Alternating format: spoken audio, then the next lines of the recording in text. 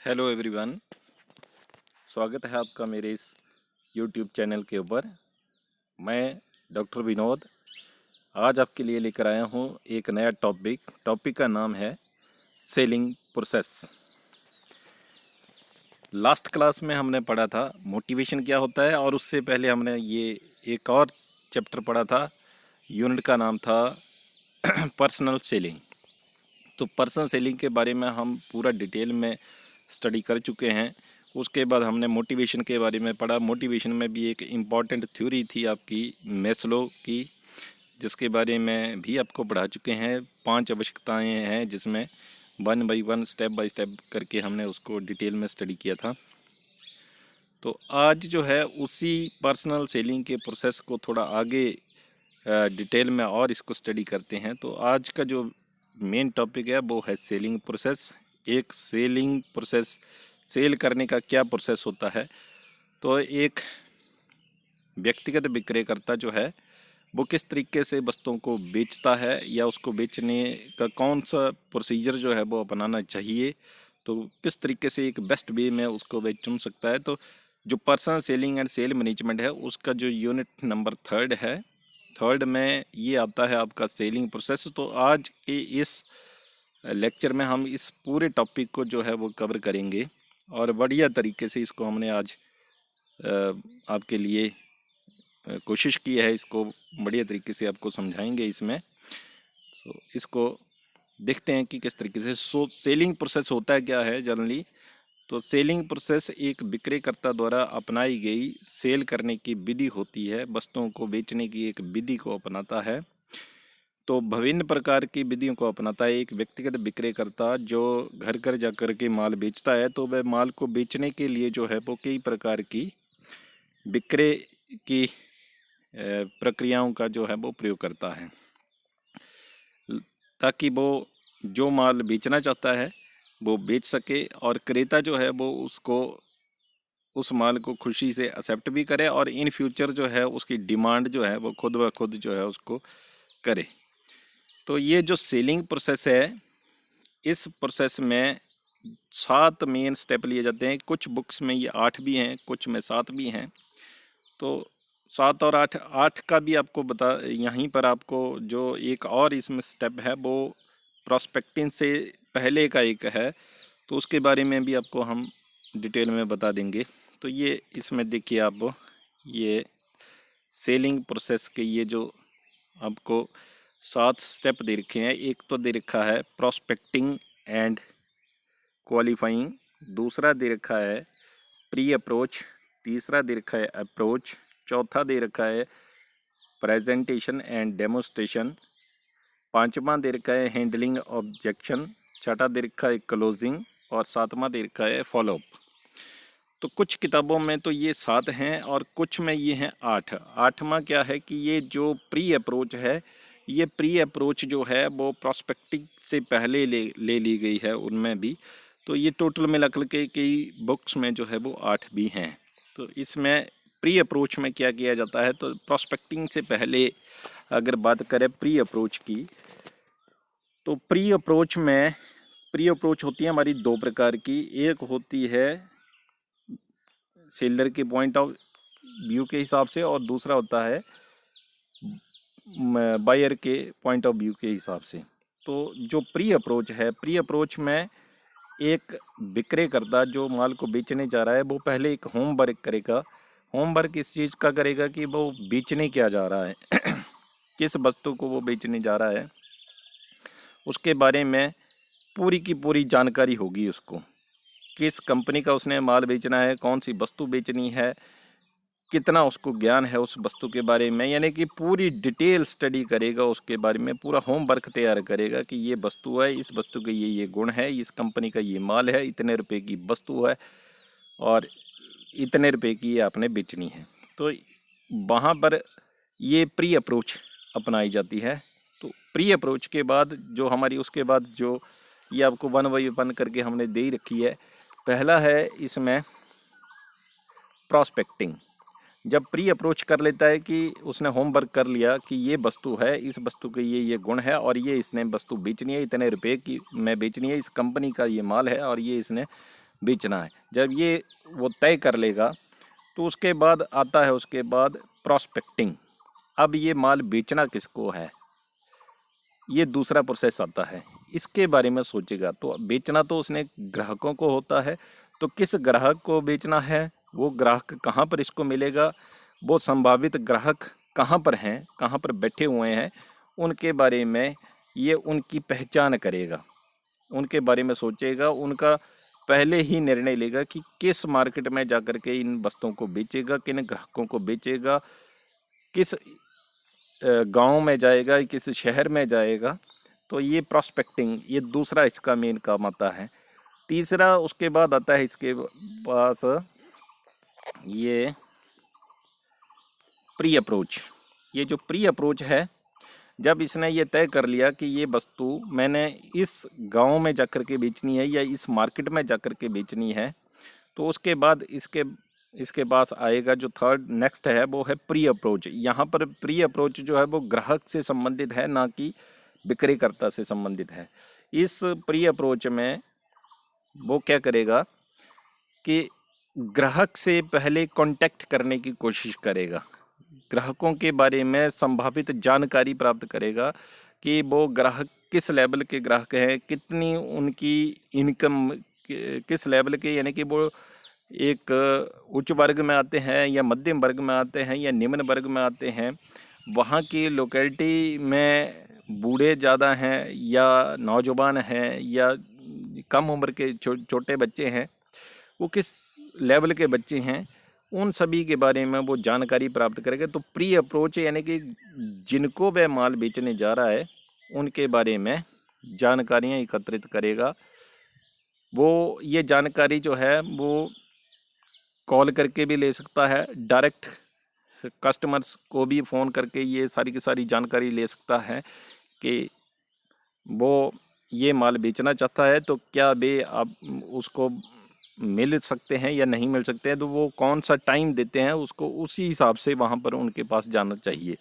तो ये pre approach होती है ग्राहकों के साथ पहले, यानी कि उनके पास जाने से पहले उनसे टाइम लेना, ये प्री अप्रोच में सारे काम किए जाते हैं। देन उसके बाद नेक्स्ट काम किया जाता है अप्रोच।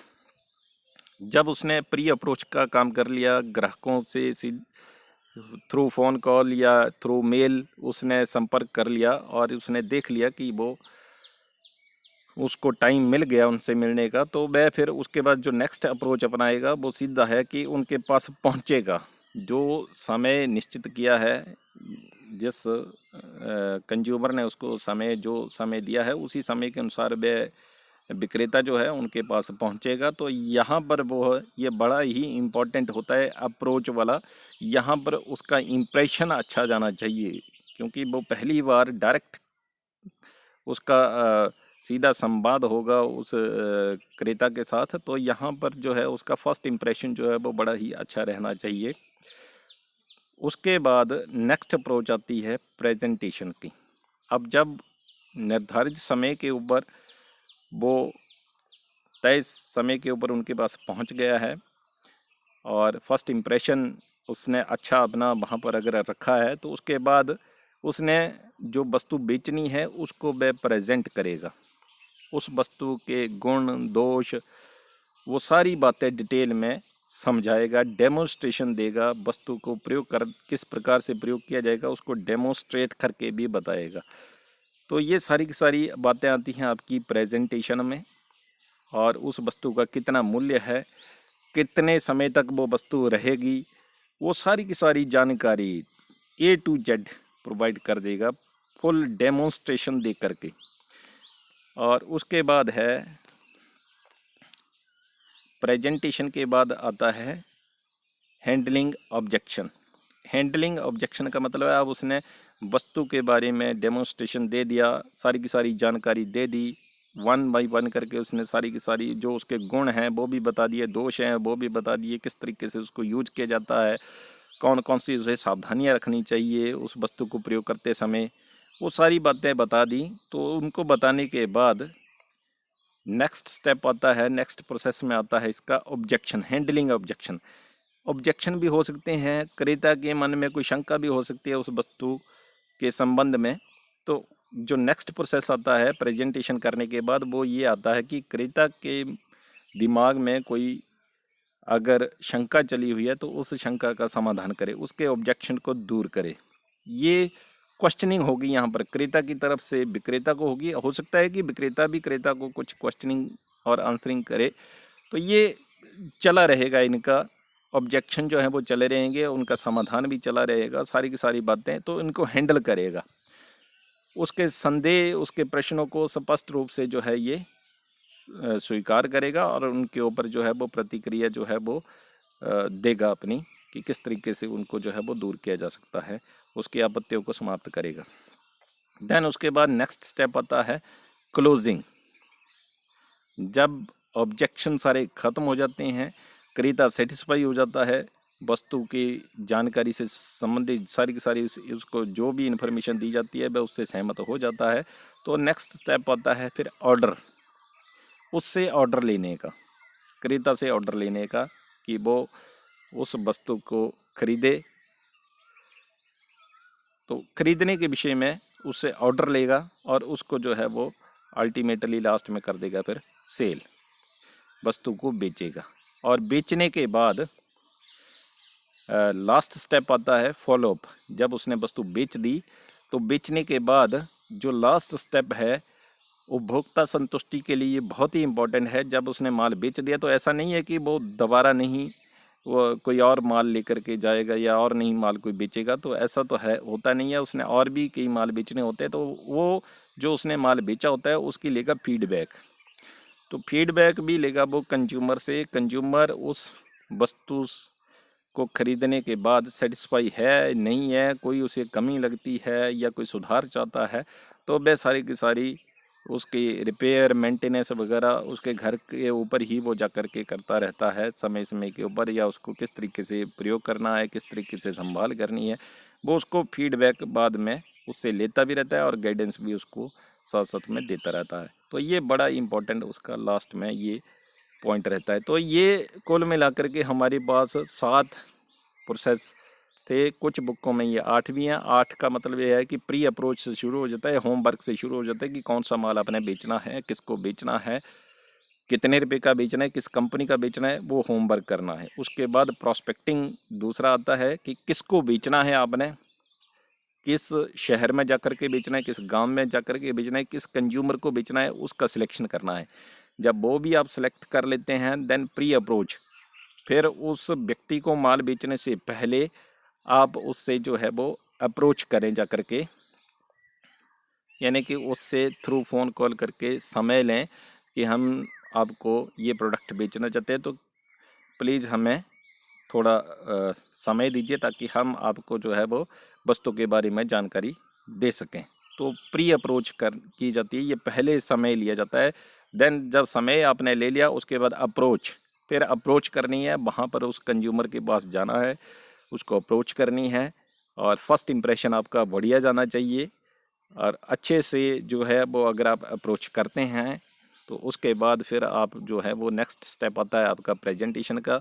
फिर वस्तु को प्रेजेंट करते हैं, उसका डेमोस्ट्रेशन देते हैं, उसके गुण दोषों को बताते हैं। देन उसके बाद जब आप ये सब कुछ बता देते हैं, फिर नेक्स्ट स्टेप आता है ऑब्जेक्शन का। कंज्यूमर के दिमाग में कोई अगर कोई ऑब्जेक्शन चला हुआ है, कोई शंका है, तो उसका समाधान आप वहीं पर कीजिए, उसके प्रश्नों के उत्तर वहीं पर दीजिए। और उसके बाद जब वो सेटिस्फाई हो जाता है देन आप उसको क्लोजिंग के ऊपर आ जाएंगे, यानी कि उसको माल को बेच देंगे।